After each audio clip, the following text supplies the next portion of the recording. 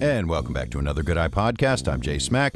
This is simply a forum where we talk about good things, health, wellness, mindfulness, responsible financial practices, curiosity, all kinds of stuff. It's pretty open. It's basically a platform for good people doing good stuff. And under that heading, certainly, is Megan Abbott. Megan is a nutritional therapy practitioner, functional blood chemistry specialist, certified personal trainer, Reiki Level 2 practitioner, health, wellness, all that stuff is directly in her wheelhouse. And she has a new podcast along with her partner and co-podcaster, Shannon, and it is called Trifecta Collective, Finding the Root with Megan and Shannon. Came out last week. Little over a week ago, actually just about a week ago, exactly a week ago now.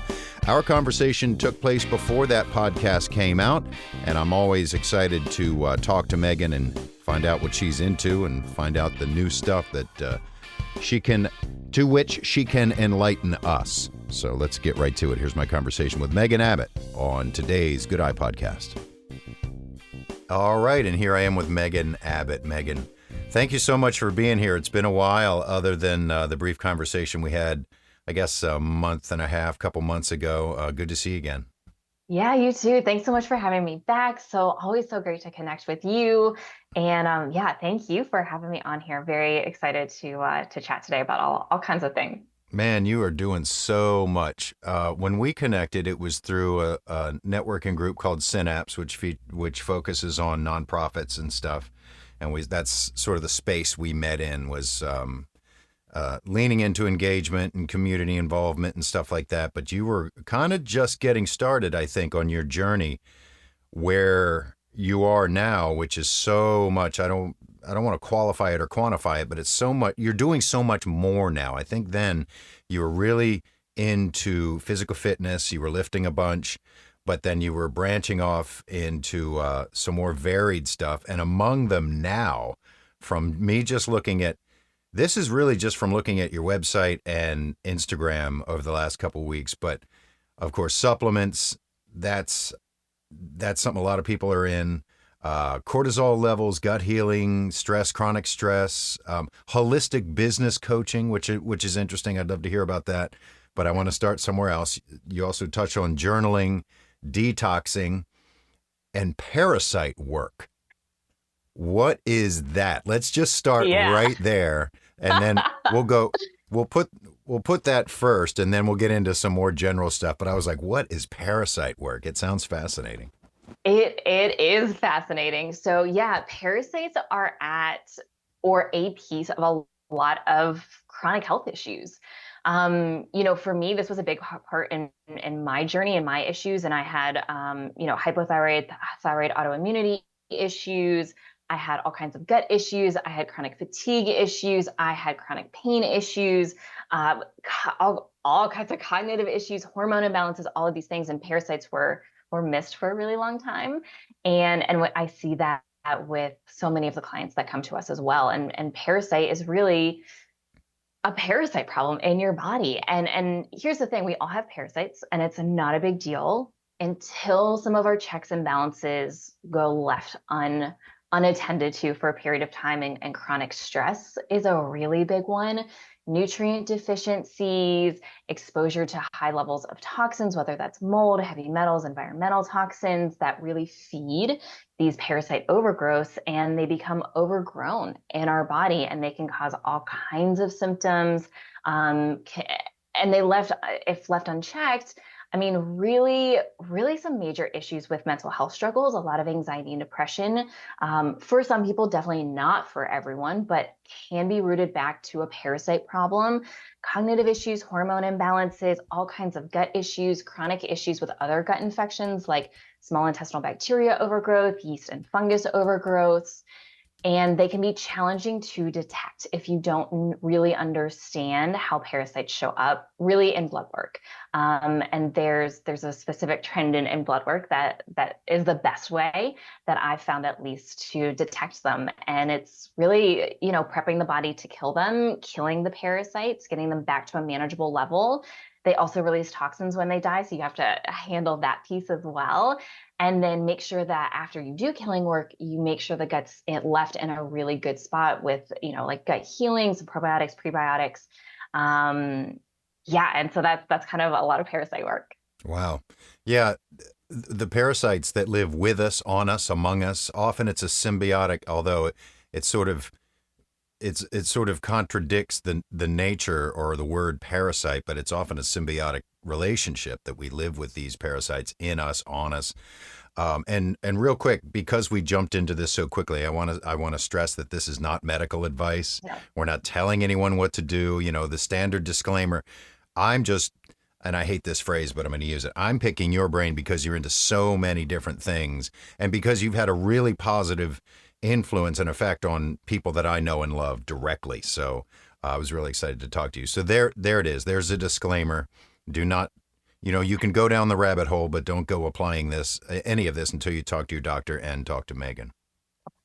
So, interesting parasite work. I'm gonna stay on that for a second because it's so fascinating. Parasite. It sounds like, just from the name, an organism, something that lives, again, shares your resources or steals from them. How do parasites that live within us or on us affect stress? What's the relationship? You mentioned stress.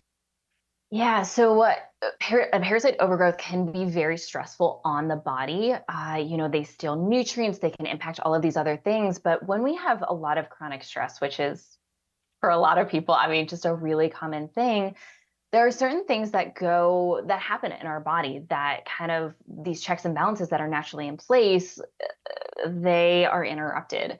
And so the first really big one is your stomach acid levels. Our stomach acid is designed to break down nutrients, specifically proteins. It kills pathogens that shouldn't be there. It helps to sterilize the food that we're ingesting that's going to go through the rest of our body. And when stress increases, our stomach acid levels naturally drop.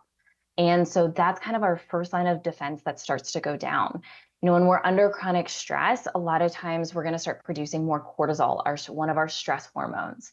And so when our adrenals are producing more cortisol, potentially more adrenaline as well, among other kind of stress hormones and chemicals, our adrenals need more nutrients. And so they're going to steal a lot of nutrients because they are doing extra work, specifically like vitamin C, sodium, potassium, magnesium, which means that our body, if we're not supporting our body appropriately through nutrients, and maybe we already have some nutrient deficiencies, that's another route where stomach acid levels are probably going to drop because a lot of those nutrients are required to make stomach acid, and a lot of other things that are designed to help protect our body. When we're also producing more of these chemicals, that excess cortisol needs to be filtered out of our body through our liver. Our liver is our master filtration system. And when our liver is busy doing that, some other things, once again, just may be left unchecked. And, we're all exposed to toxins. We live, even if you live a very clean life, there's a certain amount of toxin level that we're just all naturally exposed to, and we cannot help it. And once again, our bodies should be able to keep up with that given the right circumstances. But if we have this chronic stress issue and our liver is trying to, process all of this excess cortisol out, maybe we end up with some hormone imbalances that's trying to process out excess testosterone, excess estrogen. It just, at some point, it can't keep up. Plus, it also needs a lot of nutrients. And so these toxins are left kind of circulating our body and then feeding these parasites. And then we can end up with all kinds of gut overgrowth issues, including parasites. Wow. It's really interesting. You mentioned the gut a lot. And of course, stress is often manifested as anxiety. And it's more proof of that highway between the gut and the mind. And a lot of cultures, a lot of practices, a lot of religions, if you will, if you consider Buddhism a religion. A lot of the wellness they focus on is right there in the core of the body, which is right in the middle of that mind and gut highway, for lack of a better description. Now, you mentioned detox practices, and after we touch on this for a second, I do want to back up and hear more about your journey and how you got here, and we'll find out where people can find out more about you, because we're off to a running start. Detox can be so beneficial and so literally purifying, and eliminate, back to what we were just talking about, physical and mental stress. What are some of your favorite, very basic, accessible detox practices, whether it's an elixir or a practice, like a meditation or something like that? What do you like to look to, especially when you're getting people started with detoxing? Yeah, there's a lot of things that you can do. Drinking enough water is such a basic one that's so good for your body for so many reasons, but just Yes, staying hydrated, exactly. always. Staying hydrated is so important. Getting nutrients, the nutrients that our body needs, focusing on whole nutrient dense foods versus a lot of processed, more chemically type foods is always super supportive of the body. And then there's a lot of really simple lifestyle things that people can incorporate and implement on a day to day or week to week basis. Dry brushing, so easy, so simple to do. A dry brush you can get on Amazon for like A $5. what? A what? A dry brush, What's that? it's like usually they have a wooden back and then it's bristles, like tighter Oh, bristles, yeah. and you can Yeah, use yeah, yeah. it on your skin. Okay. And when you do dry brushing for your drainage pathways, you're brushing up towards your heart and all parts of your body up towards your heart. And that allows the toxins and anything excess to be excreted the way that it would like to be. So dry brushing is really great. Rebounding is another one I really love and is super accessible. So jumping on a little mini trampoline or just jumping up and down, just at 10 seconds, 15 seconds as a starting point, just jumping up and down, very supportive. And then we can get into a little bit more, just more things. Epsom salt baths, Mhm. super, super supportive, especially if you can tolerate the heat and you can sweat a little bit. Plus, the Epsom salt in there is very supportive. Castor oil packs is something I absolutely love and super easy. You can make your own, or you can buy pre-made packs that are really easy. And then you see things like sauna, sweating, and getting literally physically getting the toxins out of your body. Wow, I love how I mean that's such practical advice and it is truly accessible. It allows anybody to really get into these health practices and not be at arm's length as far as accessibility or getting involved. The smallest things, the littlest things. And while we're on that theme, that topic, the deep breathing. I know you're a big proponent of deep breathing at any moment. Just stop. And you talk a lot about that in the content on social media where where you say, what is your breathing doing right now? Look at it, Mhm. feel it, and slow it down, and it's one of the things that we do naturally, the sympathetic nervous system to calm it down. Um, Mhm. okay, with some of that stuff in mind, let's talk about how you got here. Because like I said, when I met you a few years ago, it was quite a quite a ways away from where you are now, but it makes perfect sense, and you're obviously super passionate about it. For people listening, they can't see that you're just smiling all the time. You're so excited to like bring this information forward. So, what was it that brought you? And you can touch on as much or as little of your journey, especially early, farther back as you want. But what brought you from your interest in wellness and fitness and holistic health to where you are now helping so many people? You have so many followers on social media and you're getting ready to launch this podcast. Yeah. So, yeah, there's a really long history. And if you want to learn a little bit more, in the first episode of our podcast that we're launching, Trifecta Collective, Finding the Root, we go a little bit deeper. In the very first episode, we Okay. do a little bit of a deeper dive into myself and my co-host Shannon's history and kind of how we got to where we are now. But I grew up pretty traumatic childhood, single parent, alcoholic, and I found out really young. And so there was just a lot of trauma growing up, a lot of issues with anxiety and depression from a really, really young age.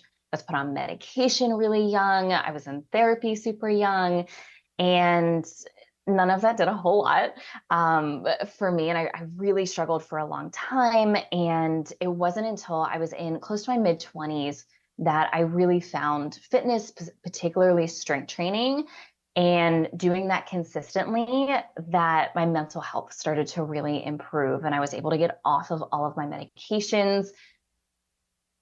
I wouldn't say safely because I just cold turkey stopped them, which Mm. I highly do not recommend anyone ever do. It is not, please do not do this.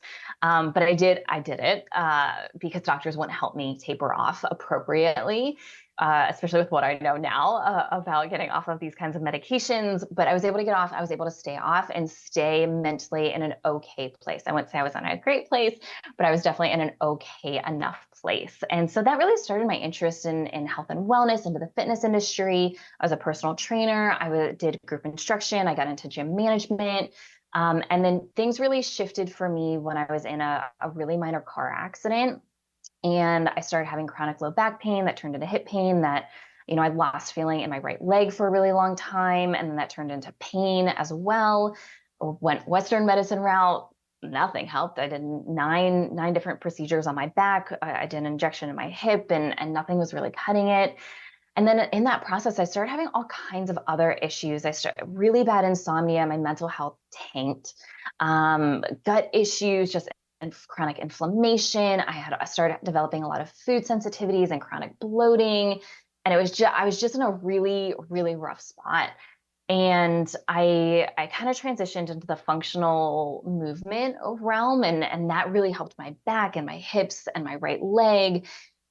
But I still had all these other things going on. And so I started down the holistic health Western medicine route, and they found all kinds of things.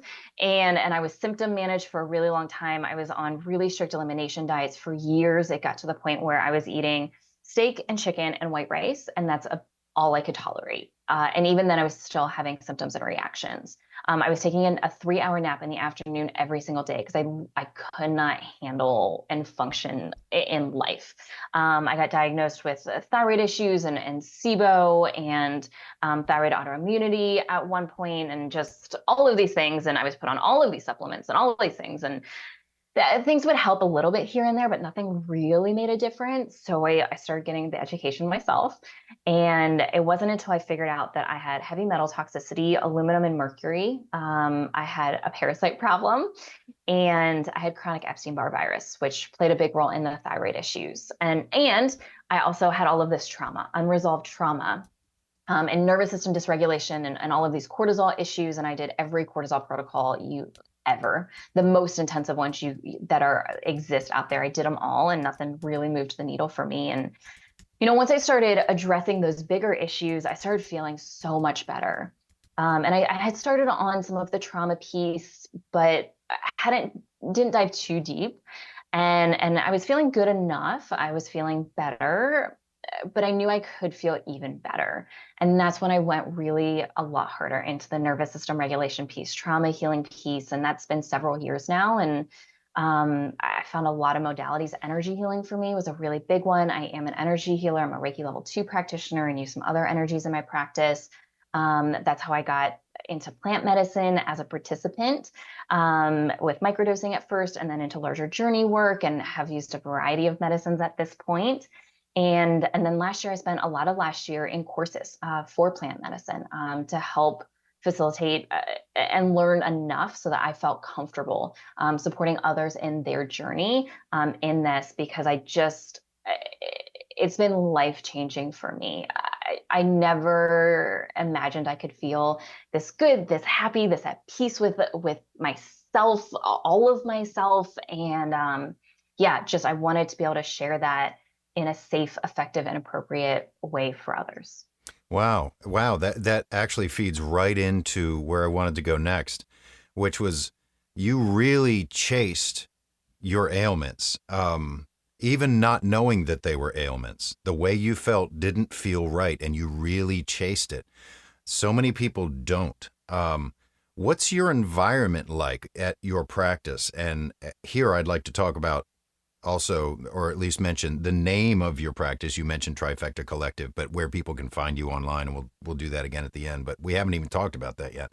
So the environment that you create at your practice or in person, or even virtually like we're doing here, talk about that, the creation of that. You did talk a little bit about the microdosing, and I'd like to get into some other forms of, how popular mushrooms are these days. And I don't mean psilocybin. I mean, like some of the stuff you have on your website. So we'll get there. But the environment that you create, what's important to you for your clients when it comes to the environment where they meet you? Of course. So our practice name is Trifecta Collective. We are 100% virtual. It's Okay. myself. I have two other practitioners, and then we also have a support team as well. And we're Trifecta at Trifecta Collective everywhere. We're trifectacollective.net, .net, different. And our the way I wanted to set up this practice is I it's everything I wanted and needed to have that I didn't.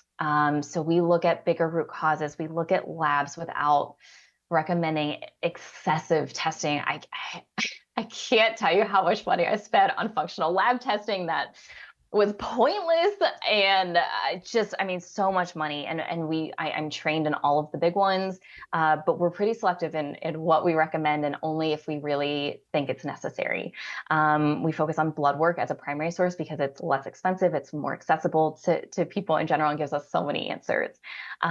We just the level of support, we see our clients every week or every other week, and we try to really explain what we're doing, why we're doing it, and look at these bigger root causes, because if we don't address the bigger root causes, all the other quote unquote smaller stuff, hormones, thyroid, cortisol, none of that really matters if we look only at that, because there's so many other pieces to this puzzle. And so our goal is to look at all of the pieces all together, and how do we simply but effectively start to incorporate all of those pieces and address all of those pieces so that people have a real chance at healing, and most importantly, staying healed long term. And our thought process is, if you do a lot of this bigger work once and we address your bigger root causes and give you just a little bit of maintenance work to do, you really only have to do this work once and a tiny bit of maintenance work, and you can just live your life and feel good and feel energized and just like feel good in your body and in your life. And it's, once again, yeah, it's everything I didn't have along my healing journey. And I mean, it took so many years for anyone to even bring up trauma healing or nervous system regulation work in my healing journey. And I mean, if you've got any chronic health issues and you're not focused on nervous system regulation work, the chances of you being able to stay in a healed spot is almost zero, from my experience. And so we put such a big emphasis on all of these things of nutrition and lifestyle and movement, and yes, using supplementation as appropriately. And then a huge emphasis on the nervous system regulation piece. How do we learn how to regulate stress and live in our stressful environment that we naturally live in? How do we learn how to manage that? And what kind of tools and resources can we incorporate into our lifestyle that feel good for us, that resonate with us, so that we can stay in that healed position? Yeah, totally. Totally. And you're talking about nervous system work. I'm a big proponent and practitioner of meditation, and seeing this is sort of a basic version of what you're talking about, but seeing the thoughts at work, seeing the stories that we tell ourselves, not that they're not true, but you've got to see them in action. Otherwise they hide behind the scenes and they pull all the levers and you don't see what they're doing. To that point, the importance of self-discovery. I want to jump back to story work just a little bit when you're talking about nervous system, regulating your nervous system. You said you were a licensed Reiki practitioner? Mm-hmm. How do you introduce people to that if perhaps they aren't open to it? And it's a double-sided question here. How do you talk to people who think that most of this might be just placebo effect? I'm doing these things, but it's not real concrete. If it's not tied to a medication. You also talked about just treating symptoms. I know I threw a few things at you there. I usually do that because I go off on tangents. But anyway, I'll let you comment on that. I'll try to answer them all in one, and you just let me know if I forget anything. So, I'm going to kind of start with the general mindfulness piece first, because that is usually our first introduction into this work. And there's enough research at this point around meditation, breath work. I mean, all of the work around, like how the body stores emotions, how the body stores trauma, and the link between mental and physical health, emotion code, body code, and all of this work. I mean, there's enough research at this point that we can just share some of the research. And there's plenty of podcasts and resources out there that go into the real nitty gritty of the science, that it's not very hard to get people into that side of things. And it's a non-negotiable for us.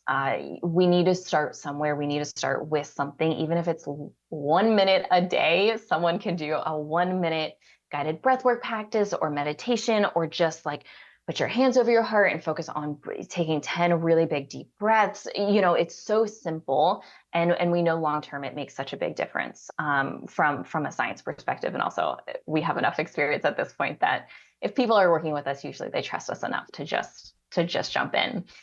With the energy healing piece, it's not for everyone, and that's okay.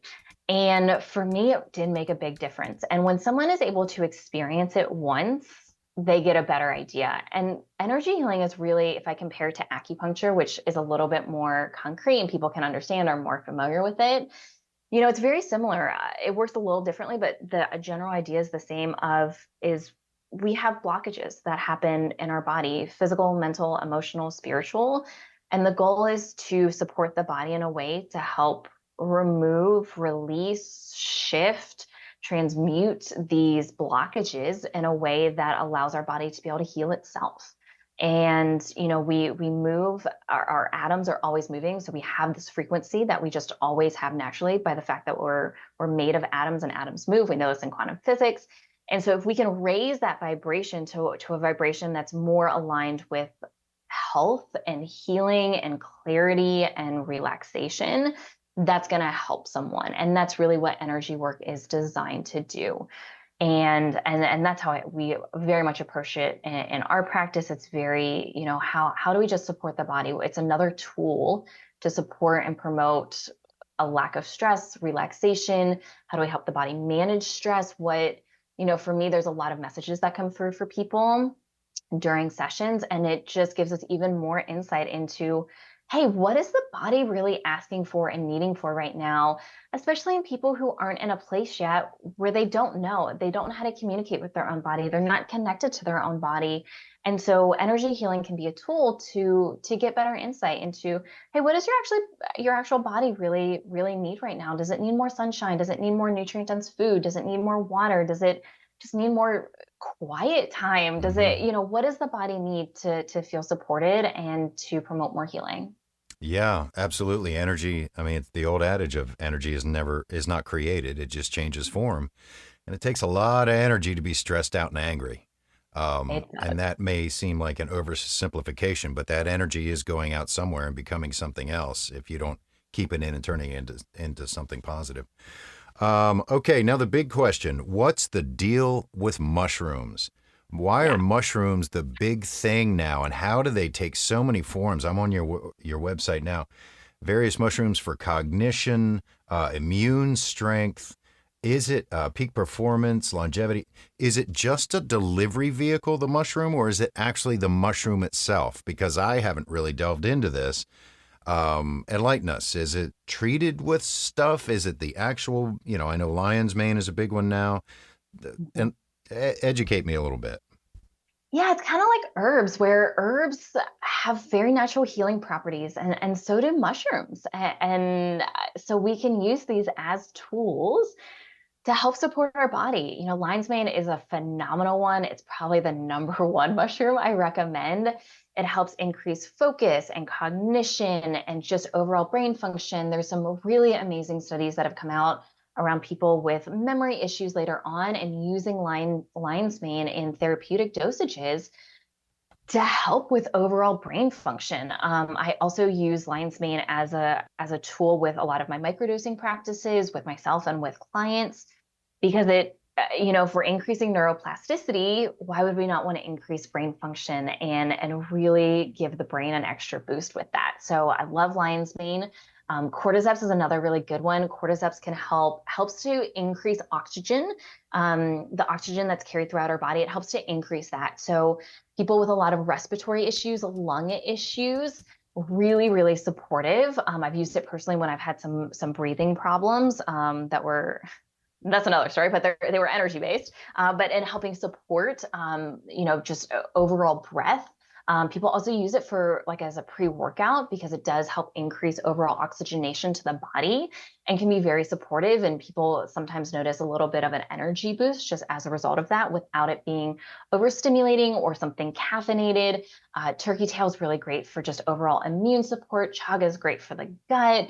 Reishi is super good for relaxation and calming down, and kind of becoming a little bit more centered, can help with sleep. So yeah, there's just a lot of healing properties in mushrooms, and they're just a tool to really help us out. That it's an amazing tool. I'm going to try some of it. I'm going to order it right off your website. I'm a big, a little bit of, occasionally some supplements, not occasionally, I do a microvitamin. I do some cherry extract, things like that, magnesium at night. But I want to try this Lion's Mane. I'm a big smoothie guy, so I use a lot of pickle juice and sauerkraut and fermented stuff like that for gut health. But I really want to get into this, so I'm gonna try some, and I will report back with my findings. I'll give it some time. I know it's not overnight, so You'll probably notice an initial increase and then a drop and then a steady increase as you continue to use it with consistent use. Hence the maintenance. Yes. Yes, nice. Okay, a quick in the interest of objectivity here, and then I want to hear about the podcast and some of your media endeavors. Where is the line, in your opinion, between well-rounded fitness and wellness and hypochondria? How do people sometimes end up chasing their tail, thinking they've never got it right, and the ultimate goal is actually balance? Yeah, it's so personal, and I've been on the extreme. I've also had to be on the extreme with some of my chronic health issues where I've had to be so focused on it just to be able to really function as a human being. But really, I think it is about balance and almost like shifting into different directions. For me, I have some general maintenance things I do for my physical body. I'm in the gym twice a week. I do a moderate strength training program. I'm doing yoga 4 times a week, like a real gentle 20-minute yoga practice. Staying hydrated, nutrient dense foods. I don't take a ton of supplements either. I do a parasite cleanse a couple of times a year as my maintenance.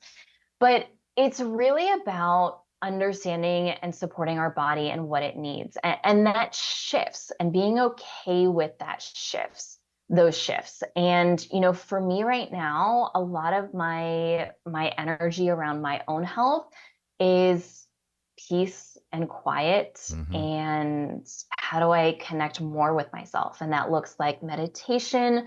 It looks like breath work. It looks like taking walks outside without headphones or any media and just looking at the trees and the flowers and being very present. And that hasn't always been the case. Well, I don't know if that will always be the case.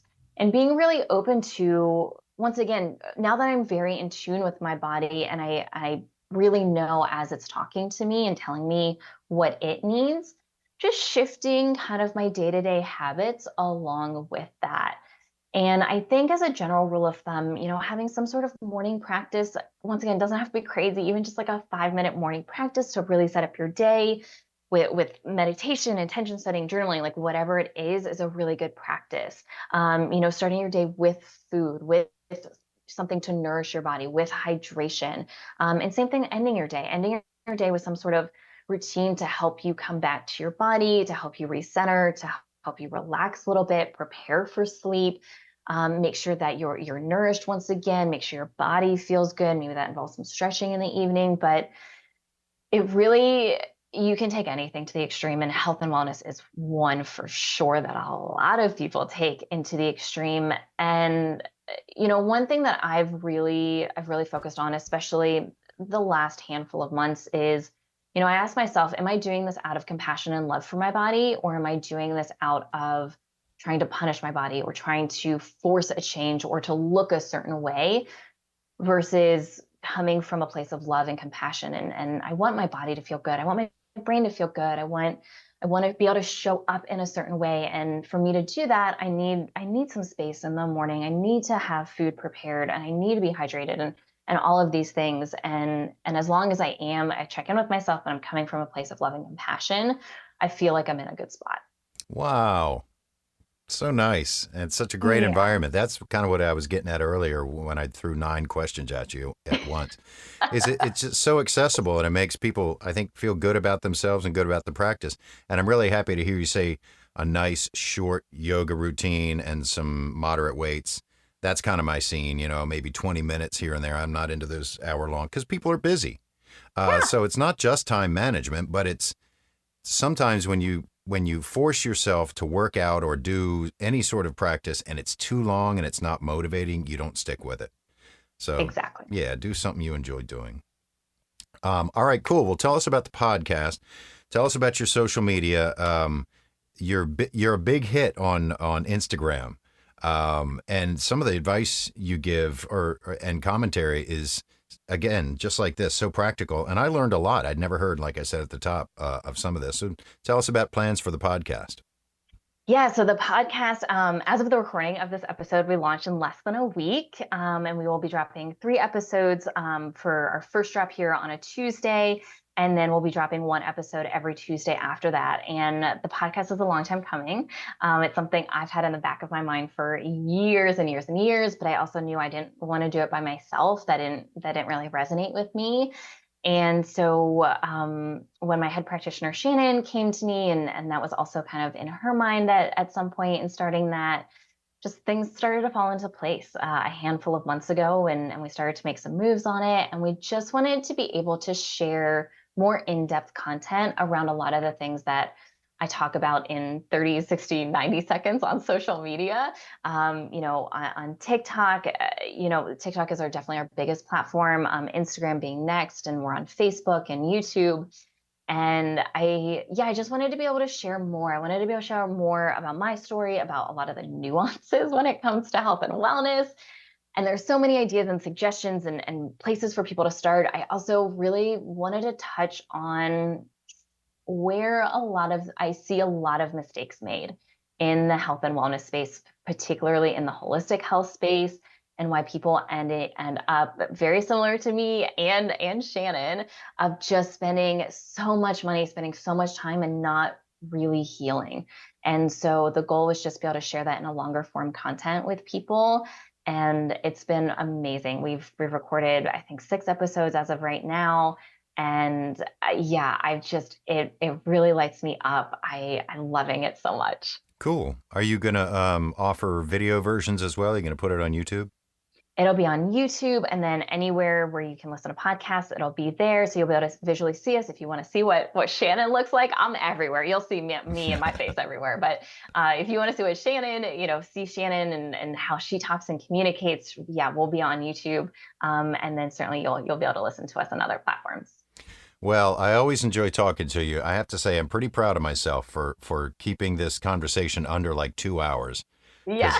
because I could drill into any of this specificity, because it is so personal for everybody. And you find your space. It takes some experimentation, but you need a guide, someone like you who knows what you're doing, because people can just pick and choose, but it may not be right for them, and it may ultimately affect their health adversely. So someone like you guiding them along is absolutely a necessity.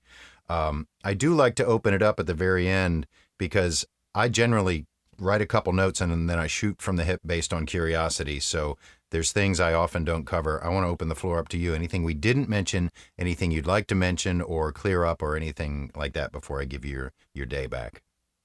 Yeah, I just really want to say that if you can invest in your own health, if you are struggling and dealing with chronic health issues, whether it's with us or someone else, it is really, really valuable. Whether it's for your physical health, mental, emotional, spiritual health, I really think just having people in your corner is really valuable. I always keep a team around me. For me right now, I'm coming off of a big plant medicine experience in from Colombia, and I spent 8 days down there doing some really big and deep work. And I have a whole team. I mean, there is a whole team supporting my reintegration back into society and some of the changes, personally, professionally, all that kind of all of those areas. And so I see so much value in that. And I know it's not always accessible to everyone, but if it is, it's so worthwhile. I will also say we offer free consults, and there's no pressure to buy from us. If we can just help give you a little insight into what we think is going on, what your big root causes are, and some places to start, it's a good day in our book. So please never hesitate. We'll also look at some lab work if you'd like. If you have questions about it, we're more than happy to do that. So yeah, there's lots of free resources out there, and there's always hope, and you can always heal. Cool. Well, thank you, Megan. I appreciate you making time. I know you're very busy. Trifecta Collective and at Trifecta Collective everywhere. Mm-hmm. And come back and tell us how the podcast is doing in a little while, maybe a few months or so. Yeah, of course. I would love that. Always love chatting with you and always love being here. And thanks to Megan for being here and enlightening us all as she always does. Hit her up at Trifecta Collective and look out for the podcast. It is out now.